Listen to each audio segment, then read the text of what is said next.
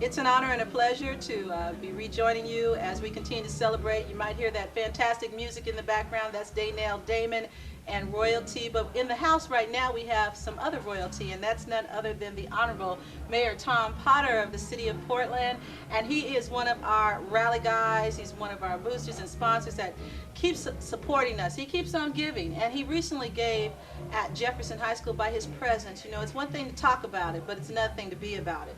And our mayor has certainly done that, and we want to give him an opportunity to just address the community at large on exactly what it means to dream and to see a dream come true, and particularly as you now segue not into the sunset, because he's not going anyplace. We're going to keep him busy. He's promised me that. But I want to give him an opportunity just to reflect a little bit on the dreamer and the dream. Well, you know, I think back to this last week at Jefferson, and I think that our community, I mean all of our community, is really blessed to have Jefferson in our midst. People have talked about closing it, people have tried to change it, but you know, the spirit there is unlike any I've seen in any other high school. When I was talking to the young people at Jefferson, many of them said exactly the same phrase: we're not the problem, we're the solution. All right, all right. And I think that what we as adults have to do is to make sure that all of our children can realize their dreams, that all of our children can realize their full potential as human beings, and give back to those who have given to them. Yes. And so I've told many people this, Sister Ward, is that the week at Jefferson was the best week in my tenure as mayor. I could not think of a better thing that I could have done or that I could have experienced, because I know I came away from Jefferson with much more than I left behind. But I'm so impressed with the students at Jefferson. They've got the dream. They have got the means. They have got the capacity to be our future leaders. Yes. I think it's really upon us as adults to make sure that that path is free of any obstacle, to pull all the weeds out, and make sure that as they move into their future, that we've done everything we can to ensure that that future really realizes their full potential. Well, we certainly appreciate that you not only saw the hope in them, but that you had the courage to step up and stir the pot a little and bring all the good stuff to the top. And I think that that was a wonderful opportunity and certainly inspirational to these young people, because it's one thing to read about folks in the newspaper and have adults who say they care and never show up. And I think to see that you bring, in this case, your office down to the neighborhood. When we look at it, though, the neighborhood is the entire city of Portland. And it was very important that they had an opportunity to also dream about, maybe I want to be mayor one day, or I maybe want to be part of the city council. I'll vote for you. Well, I didn't say that. Oh, you said maybe. I'm working on Zion. You remember Zion, my son. Oh, that's He right. 8-year-old. He got a little ways to go. That's right.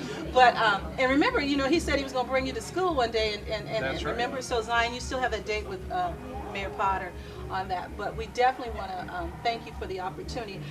In closing, as we go forward with the program, are there any other thoughts you have with regards to the modeling as the city of Portland as a whole in relationship to Dr. Martin Luther King's dream that you want to expound on? Well, you know, the dream really has not been fully realized, and so what I would say to people of the city of Portland is that we've got to continue moving forward. We've got to continue the good fight, and that none of us can shirk from what our responsibilities are. Whether you're a mayor or you run a barbershop. Yes. For me, it's that everybody can play a role, and it's really about the role of the future of the city of Portland. And that means that we've got to make sure that our young people are ready to assume those leadership roles. And what I saw at Jefferson, Sister Ward, you've got a lot of great leaders there. Oh, definitely. There's some sharp minds and some sharp spirit. And you need that spirit, as you know. You need the energy to run a city, let's not a household, to do that. Speaking of households, I would be remiss if I didn't have your lovely wife join us, because Karen has also had an opportunity to be firsthand. If I understand it right, you provided teaching at one time. Is that correct? If we're going to come back to you in just a moment, we want to get Sister Karen in here as well, Karen Hansen, the lovely wife of Mayor Tom Potter, our First Lady of the city, and allow her to just give some closing remarks if she would. Good. We're back, and we just want to give an opportunity to also show you that there's two halves to every story. The other part of the story, not only behind the scenes, but alongside our leader of the city of Portland, is none other than Karen Hansen, and she is the lovely wife of Mayor Tom Potter. We want to offer her an opportunity to give reflections as well. She had an opportunity to experience up close and personally, even before Mayor came to Jefferson. She herself has been a provider of education over there at one time, and just want to offer you an opportunity to reflect upon this past week with the Jefferson High School students. Do you have an idea of what kind of direction you'd like me to go in with? Well, one of the directions I think is not only as coming back, it's been a homecoming for you as a teacher, but then as the hopefulness of just in general with the dream of Martin Luther King and seeing the faces of those young people. I met some of the most inspirational, wonderful young people that I have seen since the last time I was at Jefferson High School. We connected with some really wonderful folks throughout the staff that we connected with, and the students were so engaged. See, what people who haven't spent any time in Jefferson don't necessarily know is that there is a spirit alive and well and strong in there. And once you get in there and you get connected to that spirit, it's so refreshing. It refills you if you're empty. And the students that I got to spend time with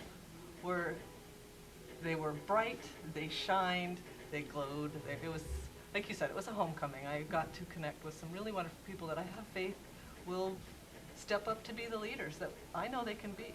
Well, I know my grandma always told me God didn't make no junk.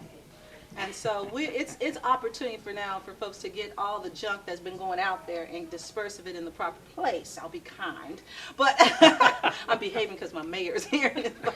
But I am very encouraged to see that those folks who talk about it again are about the solution and not the problem. And I think you coined that with the students and with the teachers from a teacher's perspective, encouraging folks to come and think about sharing their talents, retired and otherwise. From a teacher's perspective, you have any words of wisdom for that?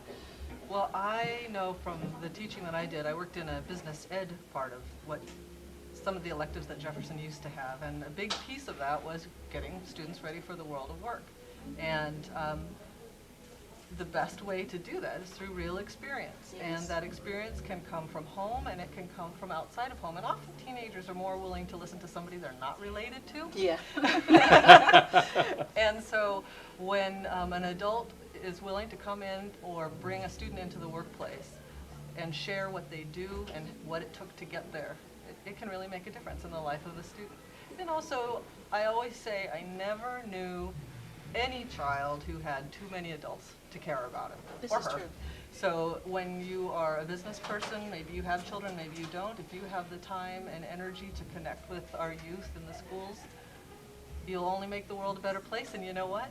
You'll have a lot of fun doing it, because my experience with young people has been whenever you give, you get more back than you give. Certainly. Well, we want to thank you for all that you've given, both of you, in the service, in public service time, and just in behind the scenes and things that we may not have read in the paper, but we know that you've been making a difference in the lives of others. And we thank you for being so consistent during your tenure as mayor and then even as a private citizen, supporting these 23 years of celebration on Martin Luther King. And we wish you much success, much blessings, and much peace as you continue in your lives to come. Thank you. God bless you. Thank you, Thank you Sister for being Ward. my friend. Oh, thank you for being our friend.